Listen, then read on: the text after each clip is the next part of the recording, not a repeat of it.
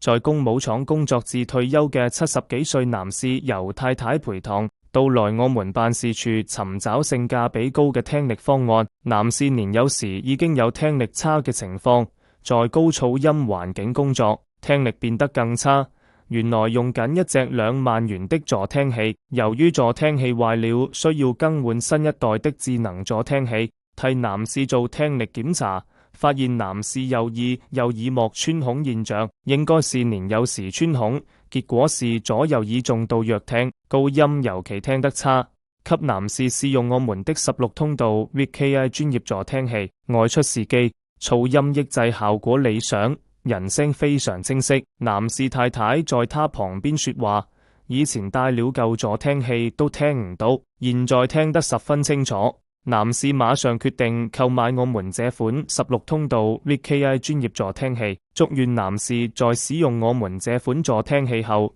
聽力得以改善，可以馬上飛往英國探望兒孫，享受溫馨家庭樂。